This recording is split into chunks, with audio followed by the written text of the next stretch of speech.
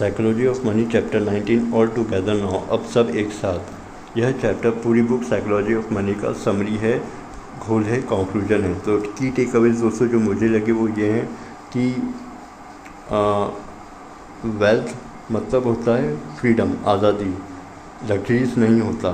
कि मान लीजिए कोई पर्सन है जिन्होंने जॉब करके सेविंग्स कर ली, जिन्होंने सेविंग्स करी तो वो अब अपनी टॉक्सिक जॉब छोड़ सकते हैं, खुद का बिजनेस शुरू कर सकते हैं, यानी कि उनके पास ऑप्शन है कुछ नया करने का। तो यह उन्हें आज़ादी देता है, पैसा उन्हें आज़ादी दिया। तो ना कि कोई इंसान जिसके पास कार है, घर है, लेकिन वो कर्जे में है, तो वो ट्रू वेल्थ नहीं है। और सेकेंडरी का भी दोस्तों ये लगा कि आपकी सक्सेस में आपके लक, भाग्य का और रिस्क जोखिम का बहुत बड़ा हाथ होता है। मान ली एग्जांपल कि दो इन्वेस्टर हैं, एक ही स्टॉक खरीदते हैं कि तो उनमें से एक लकी है क्योंकि उसका समय सही था तो वो सक्सेस हो जाएगा, लेकिन दूसरा नुकसान में बाज़ार गिर गया। तो लक और इसका बहुत बड़ा हाथ होता है आपकी सक्सेस में, ऐसा मॉर्गन हाउसल कहते हैं। Long term thinking wins. तो वॉरेन बफेट का 90% वेल्थ तब बना जब वो 60 की एज क्रॉस कर गए थे। कि 60 की एज के बाद क्यों? कंपाउंडिंग की पावर की वजह से, कंपाउंडिंग का फ़ायदा उठाया। तो जो आपका पैसा है वो पेशेंस का खेल है, शॉर्टकट नहीं है, ऐसा मॉर्गन कहते हैं। एंड कंसिस्टेंट रहें, और जो जल्दीबाजी में बेचना खरीदना नुकसानदेह होता है।